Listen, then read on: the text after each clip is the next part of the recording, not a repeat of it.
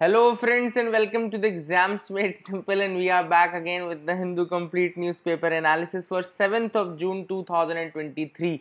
7 जून 2023 का the Hindu newspaper analysis देखेंगे। शुरू करते हैं सबसे पहले आज के सवालों के साथ जिनके जवाब आपको देने हैं। अगर आप दे पाए तो कमेंट सेक्शन में जरूर बताइएगा कितने आपसे बने कितने नहीं बने।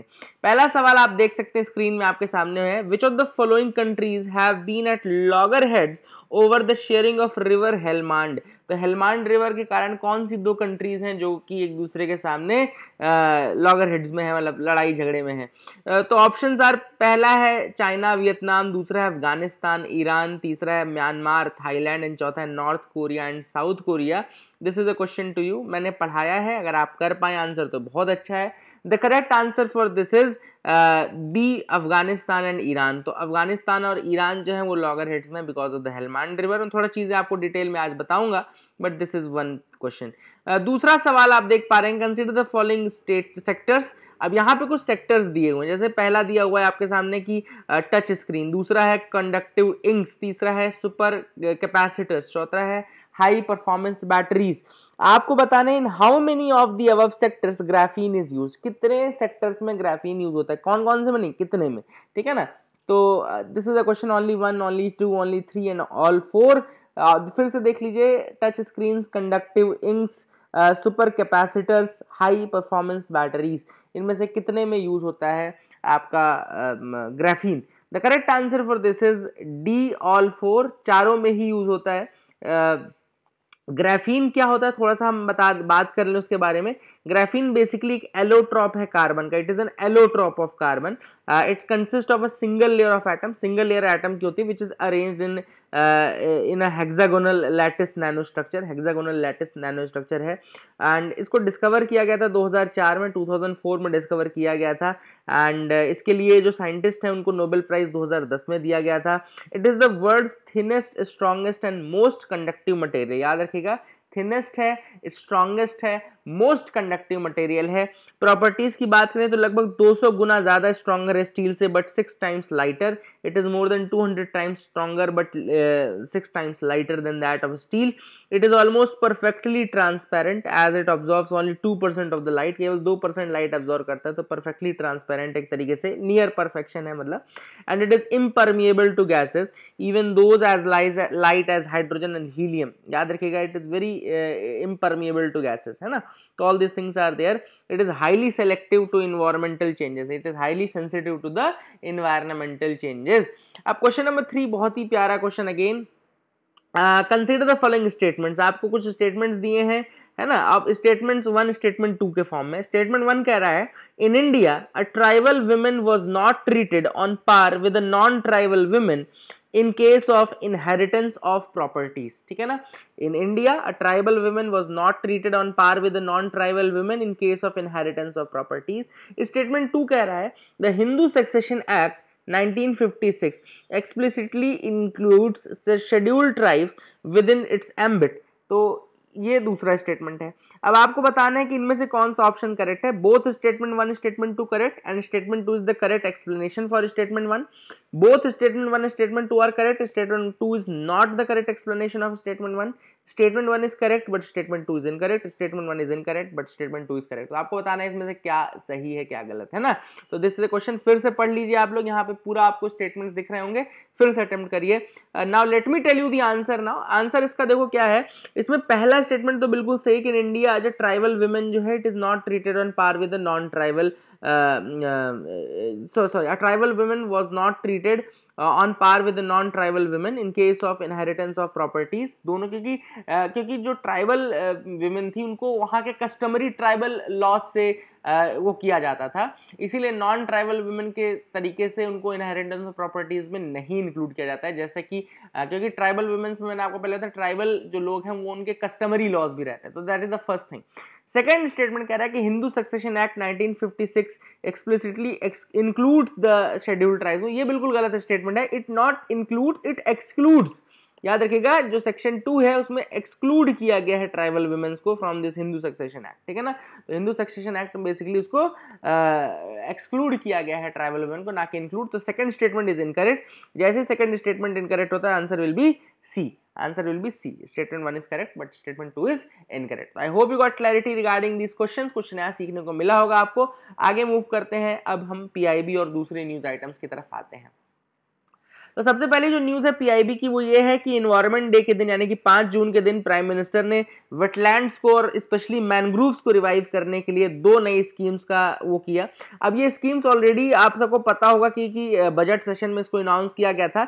एक तो है अमृत धरोहर स्कीम और दूसरी है मिष्टी स्कीम, है ना. अमृत धरोहर और मिष्टी का फुल फॉर्म क्या है? Mangrove initiative for shoreline habitats and tangible incomes. याद रखिएगा, mangrove initiative for shoreline habitats and tangible income.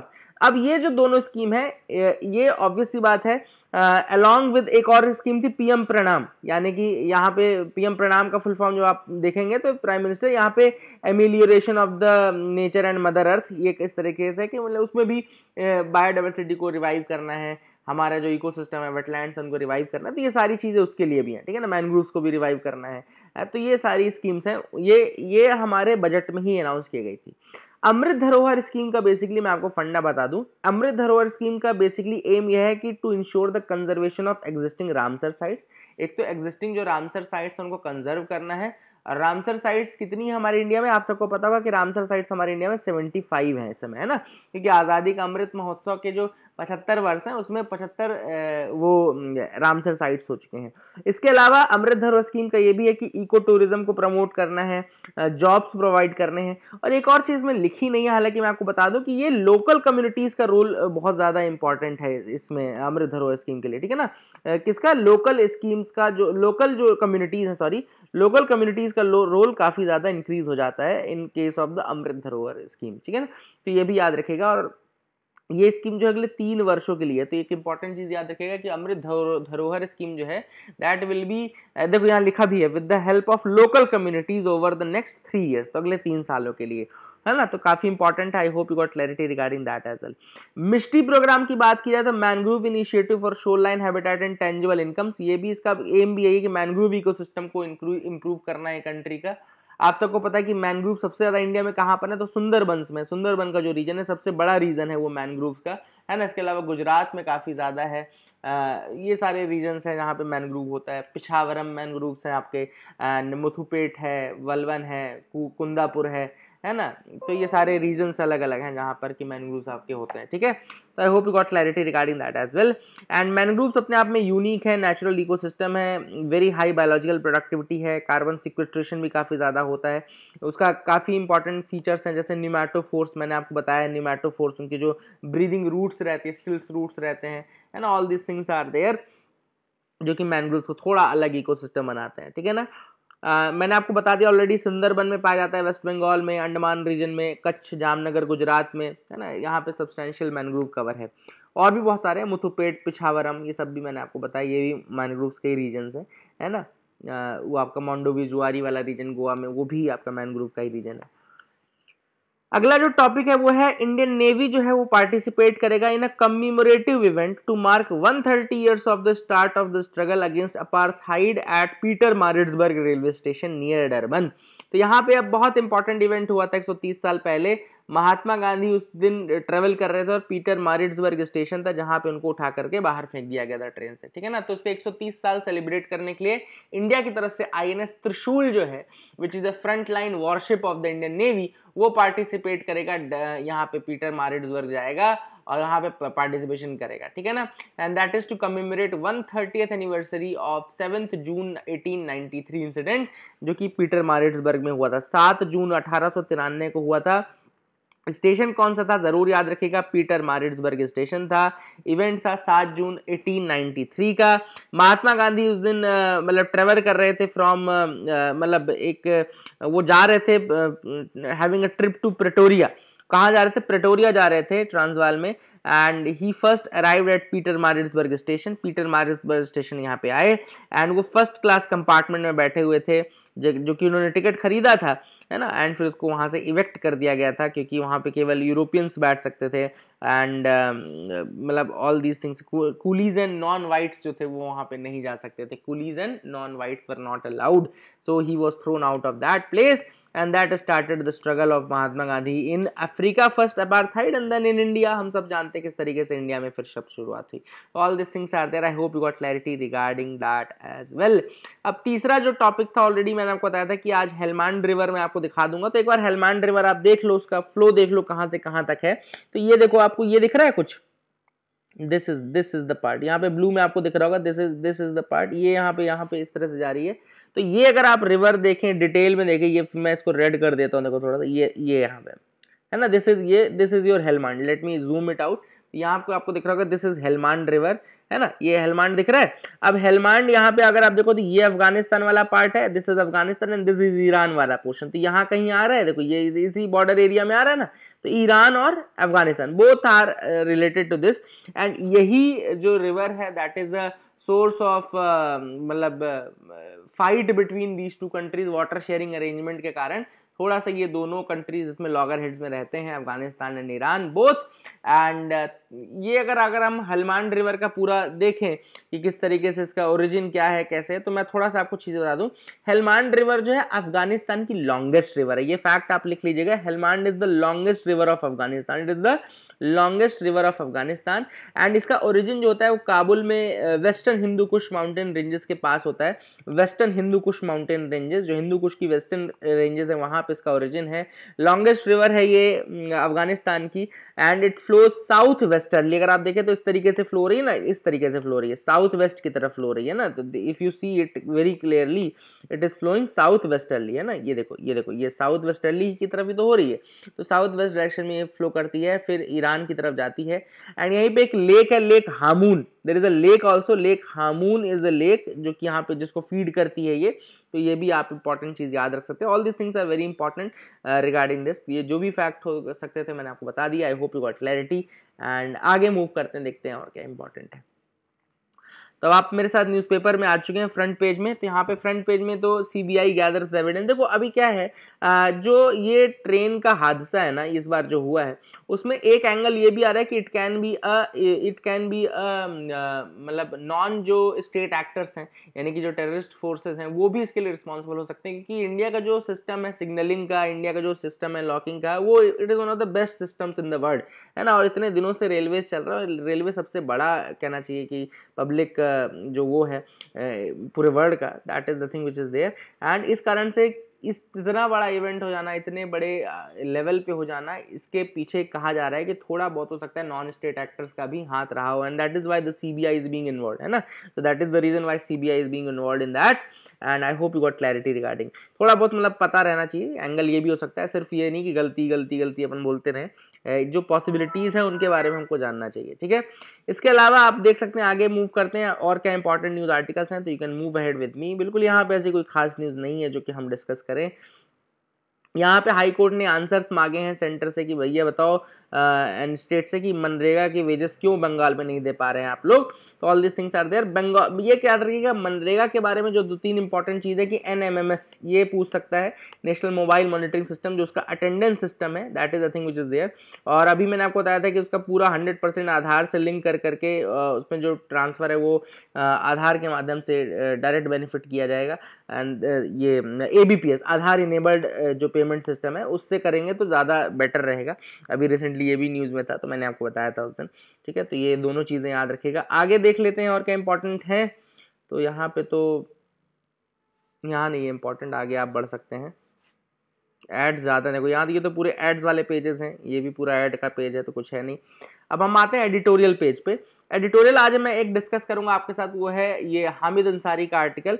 और ये रह चुके हैं हमारे वाइस प्रेसिडेंट, पहले 2007 से 2017 तक 10 साल के लिए थे वाइस प्रेसिडेंट ऑफ इंडिया।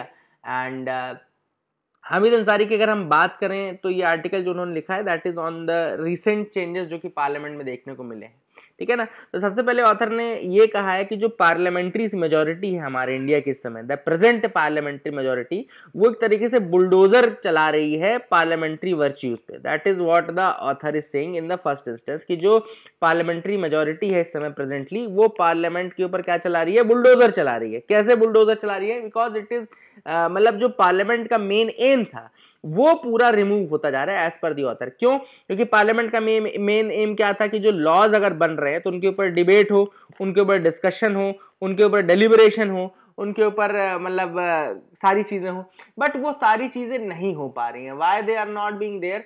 क्यों ऐसा नहीं हो पा रहा है? क्योंकि ऑब्वियस सी बात है, जब आपका मतलब कोई बिल आता है तो बहुत जल्दी मेजोरिटी जो है बहुत जल्दी पास कर दे रही है उस बिल को, और उसके ऊपर कोई डिस्कशन होने ही नहीं दे रहे हैं। तो all this things are there which are responsible for that, है ना। तो ये इंपॉर्टेंट है, आप याद रखिएगा। तो डिबेट एंड डिस्कशन की जो क्वालिटी है और जो क्वांटिटी है दोनों डिक्लाइन पे है, एंड इसी कारण से ऑथर का ये मानना है कि जो मतलब कि जो आपका पार्लियामेंट्री वर्च्यू है वो लूज होता जा रहा है। दूसरा उन्होंने कहा है कि बी आर अम्बेडकर ने एम्फेसाइज किया था that eventual objective of the social democracy is the trinity of liberty, equality and fraternity, है ना। और वो कैसे अचीव होंगे? They are best achieved by the effective functioning of legislature, executive and judiciary, है ना। तो ये तीनों जो वर्च्यूज हैं, liberty, equality and fraternity, author के अकॉर्डिंग ये भी डिक्लाइन पे है, और ऑथर के अकॉर्डिंग जो लेजिस्लेचर और एग्जीक्यूटिव है उसकी फ्रीडम भी कहीं ना कहीं डिक्लाइन के ऊपर है, और वो भी कहीं ना कहीं अपने आप में बहुत ज्यादा मतलब कहना चाहिए कि जो मेजोरिटी है उसके अंतर्गत आके रह चुके हैं, मतलब फंस चुके हैं, ठीक है ना। All this things are in the decline. Author ने ये भी देखो लिखा भी, available data make evident a progressive decline in the functioning year wise, session wise and decade wise. अगर आप देखें तो पार्लियामेंट की जो फंक्शनिंग है ईयर वाइज या डिकेड वाइज या फिर आपका सेशन वाइज वो डिक्लाइन होते जा रही है, and parliament has lost its effectiveness as an instrument of scrutiny, accountability and oversight, ठीक है ना। जो पार्लियामेंट है वो लूज करती जा रही है अपनी effectiveness as an instrument of scrutiny, accountability and oversight also, and बहुत सारे devices of disruption have been crafted, बहुत सारे डिवाइसेज हैं डिसरप्शन के जो कि हो चुके हैं, एंड जो पूरा का पूरा हमारा डिबेट और डिसेंट था, जो स्क्रूटनी की प्रोसेस होनी थी पार्लियामेंट में, वो कहीं ना कहीं मिस होती जा रही है। This is the end result of that. Author ने इसके अलावा ये भी कहा है कि जो पार्लियामेंट है, पार्लियामेंट एक तरीके से रिप्रेजेंटेटिव तो है ना, इन डिस्क्रिप्टिव टर्म्स अगर आप डिस्क्राइब करेंगे तो it is very representative this and that, but अगर आप देखें कि एक्चुअलिटी में क्या है, ग्राउंड रियलिटी क्या है, तो अनरिस्पॉन्सिव होती जा रही है in terms of legislation and governance, ठीक है ना। ऑथर का कहना है कि the parliament is becoming unresponsive in the terms of legislation and governance, ठीक है ना। एंड इसके अलावा उन्होंने ये भी कहा है, जैसे मैंने आपको पहले भी बताया था कि अभी रिसेंटली जब पार्लियामेंट की बिल्डिंग आई तो वहां पे प्रेसिडेंट को ही इंक्लूड नहीं किया गया, है ना। प्रेसिडेंट को उसमें इंक्लूड नहीं किया गया, जो ओरिजिन होना था वो प्रेसिडेंट के माध्यम से होना था, बट वो नहीं हुआ। तो ये भी एक तरीके से है कि जो हेड ऑफ द गवर्नमेंट जिसको बोलते हैं, हेड ऑफ द स्टेट जिसको बोलते हैं, उसी को आप इंक्लूड नहीं कर रहे हो, तो कहीं ना कहीं आप जो पार्लियामेंट्री वर्च्यूज हैं उनसे हट रहे हो, you are replacing thing which is there. And इसके अलावा ऑथर ने ये भी कहा कि तो याद रखिएगा, ठीक है।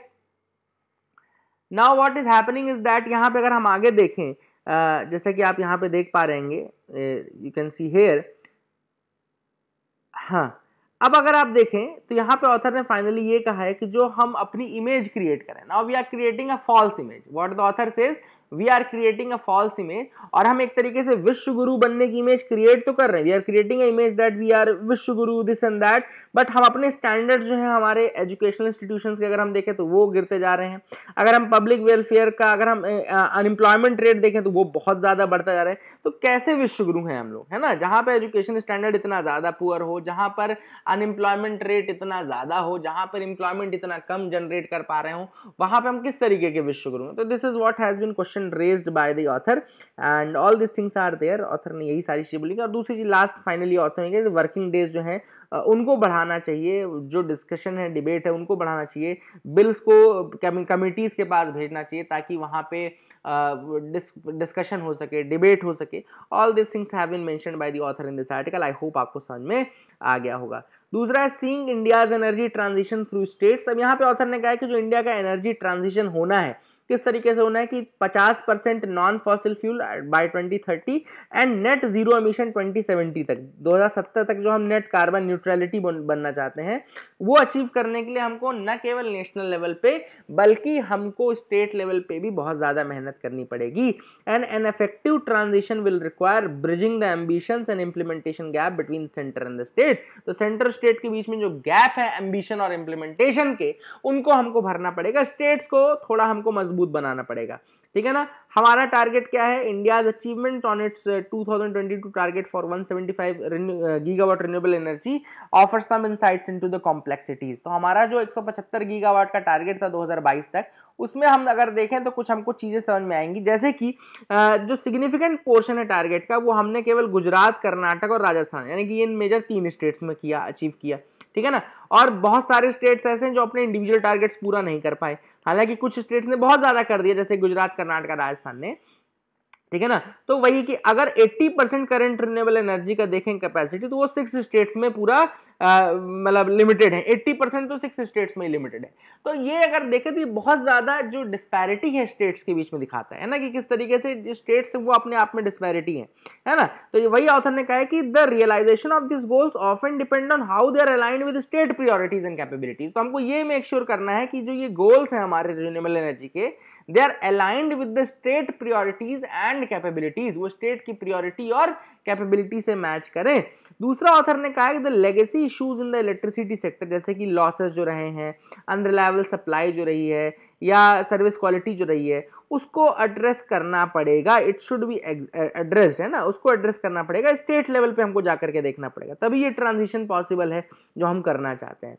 And states as laboratories of policy innovations have been instrumental to India's energy transition, है ना, जैसे कि गुजरात और राजस्थान जो सोलार में उन्होंने इनिशिएटिव लिया, महाराष्ट्र, तमिलनाडु ने विंड एनर्जी में जो इनिशिएटिव लिया, they have all contributed significantly to the renewable energy and all. तो हमको वो अप्रिसिएशन भी करना चाहिए कि स्टेट्स के इनिशिएटिव्स को भी वैल्यू देनी चाहिए, स्टेट्स को इनफैक्ट हमको मोटिवेट करना चाहिए कि आप इस तरीके के इनिशिएटिव्स लें, क्योंकि इसी के बेसिस में फिर हम आगे की अपनी वो बना सकते हैं। एंड जहाँ पे एक तरह से वो मतलब मजबूत करते हैं सेंटर को, वहीं पे वो रोड ब्लॉक्स भी कर सकते हैं नेशनल गोल्स के लिए, है ना, क्योंकि कई बार होता है कि वो स्टेट प्रायोरिटीज से मिसअलाइन हो जाते हैं और फिर वो रोड ब्लॉक्स क्रिएट करने लगते हैं, स्टेट्स बोलते नहीं हम ऐसा नहीं करेंगे। तो हमको ऑथर ने कुल मिलाकर ये बोला कि उसको स्टेट लेवल पे फ्रेमवर्क बनाना पड़ेगा। What we need is a state level framework and we need to bring all the stake holders into one panel. हमको एक पैनल में लाना पड़ेगा स्टेक होल्डर्स को, तब जाकर के कहीं ये जो है जो हम अचीव करना चाहते हैं वो अचीव कर पाएंगे, ठीक है ना।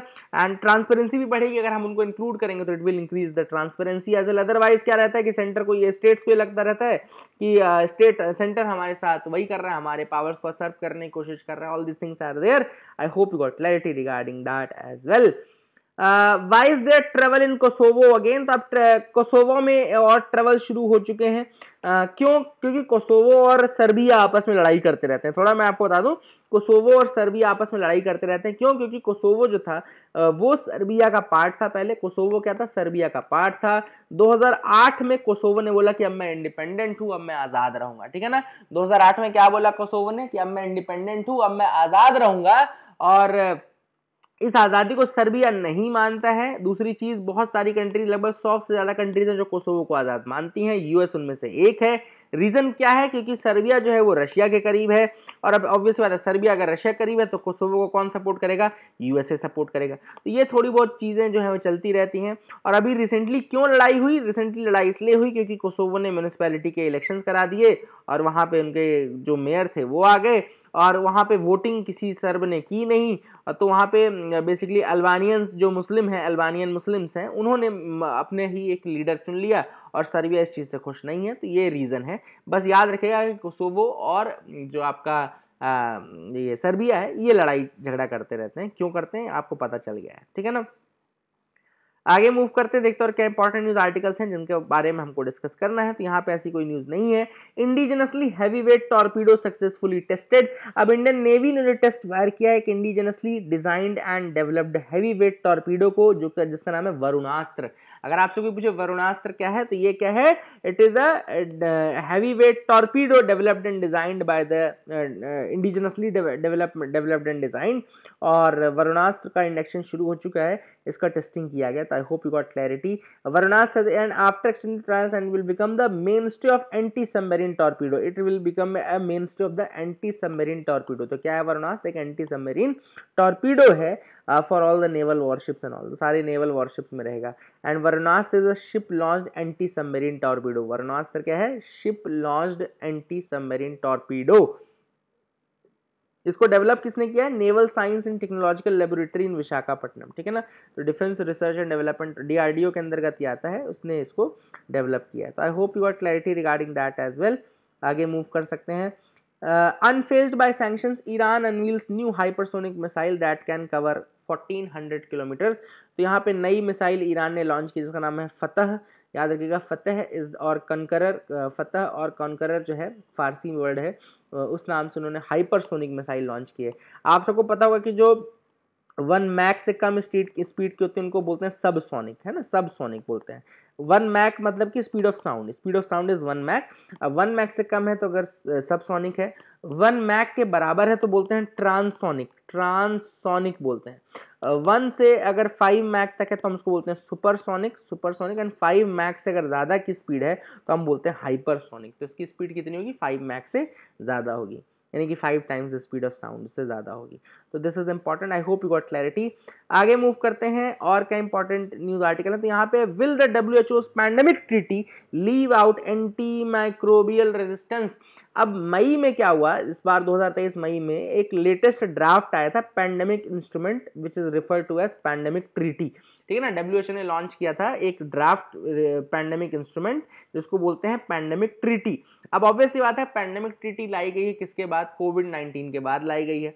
तो ज्यादातर जो फोकस है, मैं आपको पूरा इशू बता दूं, ज्यादातर जो फोकस है वो वायरल डिसीजेस पे, क्योंकि कोविड एक वायरल डिसीज था, वायरल डिसीज पे, बट इसमें AMR इंक्लूड अभी नहीं किया जा रहा है। ऑथर का ये कहना है कि भाई AMR आप इंक्लूड करो, क्योंकि जरूरी नहीं कि वर्ल्ड के सारे पैंडेमिक्स वायरल हो, और ये भी जरूरी नहीं कि फ्यूचर में जो होने वाले हैं वो भी वायरल हो, है ना। और एंटी माइक्रोबियल रेजिस्टेंस को ही साइलेंट पैंडेमिक भी कहा जाता है। एंटी AMR को क्या बोलते हैं? साइलेंट पैंडेमिक कहा जाता है। क्यों? क्योंकि ऑब्वियसली बात है AMR जो है किस तरीके से फैल रहा है आप सबको पता है, ये दवाई लेने से होता है, फिर इसके ऊपर कोई दवाई काम भी नहीं करती, मतलब फिर एंटीबायोटिक्स जब आप लेंगे यूज करेंगे तो आपके ऊपर काम नहीं करेगी। तो ये अपने आप में बहुत ज्यादा टफ सिचुएशन हो जाती है। And there have been calls from civil society, there have been calls from experts कि भैया ग्लोबल लीडर्स ने भी यही कहा है कि AMR यानी कि एंटी माइक्रोबियल रेजिस्टेंस को, जो कि साइलेंट पैंडेमिक है, उसको आप इंक्लूड करें in the pandemic treaty, otherwise it will not be complete, है ना। तो that is the thing which has been mentioned by the author in this article. Antimicrobial resistance क्या होता है? It is a process by which infections caused by microbes become resistant to the medicines developed to treat them. ऐसी AMR क्या है? एक ऐसी situation है when microbes के कारण जो डिसीज है that is becoming resistant to the medicine which are devised to treat them. अब माइक्रोब्स में क्या क्या आते हैं? माइक्रोब्स में बैक्टीरिया आते हैं, फंगाई आते हैं, वायरसेस आते हैं, पैरासाइट्स आते हैं, है ना। It can be bacteria, it can be fungi, it can be viruses, it can be parasites. And bacterial infections alone cause 1 in 8 deaths globally. 1/8 मतलब हर 8 में से 1 डेथ जो है वो केवल और केवल बैक्टीरिया के कारण हो रहा है, that is happening because of the bacteria. तो हमको ये इंक्लूड करना ही करना पड़ेगा, है ना। All this things must be include. Author ने ये भी कहा कि बहुत सारे डिसीजेस हैं जैसे कि TB हो गया, ड्रग रेजिस्टेंट निमोनिया हो गया, ड्रग रेजिस्टेंट स्टैफ हो गया, एंड ये सब चीजें अगर आप देखें तो ये ऑलरेडी बहुत ज्यादा कॉज कर रही हैं डेथ को, और जब तक आप पैंडेमिक में इनको इंक्लूड नहीं करेंगे it will not be a complete treaty, है ना। इसके अलावा एक पॉइंट और ऑथर ने जो मेंशन किया वो ये है कि जो ये जो डिसीजेज होती हैं माइक्रोब्स के कारण, ये कई बार वायरल डिसीजेस के भी सेकेंडरी इन्फेक्शन के रूप में आ जाती है ना। They can be a form, they can come in the form of secondary infection in case of a viral infection also.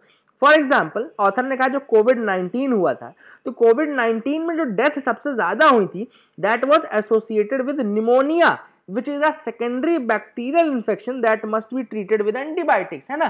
तो ऑथर ने कोविड-19 हुआ, ठीक है, पेशेंट को, लेकिन जो मेजर डेथ थी वो एसोसिएटेड किससे थी? They were associated with the pneumonia which is a secondary bacterial infection and that must be treated with antibiotics, है ना। तो that is the thing which is there। तो ये ऑथर ने हाईलाइट किया है। इसके अलावा ऑथर ने ये भी आउटलाइन किया कि जो बैक्टीरियल पैथोजेंस है उनको पैंडेमिक्स की डेफिनेशन में इंक्लूड करना बहुत ज्यादा क्रिटिकल है। तो WHO must consider this that जो बैक्टीरियल पैथोजेंस हैं उनको डेफिनेशन में इंक्लूड किया जाए इन द पैंडेमिक, तो that is a very important thing which has been mentioned by author, and इसी के द्वारा अगर आप इन सब चीजों को इंक्लूड करेंगे तभी आपको एक रोबस्ट पैंडेमिक ट्रीटी मिल पाएगी। और अगर आपने AMR को इंक्लूड नहीं किया then you are missing the opportunity to address AMR and safeguard anti microbials in the pandemic instrument. तो फिर आप बहुत बड़ी अपॉर्चुनिटी है जो कि लूज कर दोगे in order to treat the AMRs and all, है ना। तो I hope you got clarity, and it is very important going forward that जो स्टेट्स हैं they recognise the role of infrastructure that the infrastructure core infrastructure role that antimicrobials play in pandemic response and strengthen rather than weaken the measures, है ना। तो हमको measures को strong करना है and ये हमको include करना चाहिए। तो all these things have been mentioned in this article. I hope you got clarity regarding overall news analysis of the day. Keep loving us, keep sharing us. Thank you and have a nice day.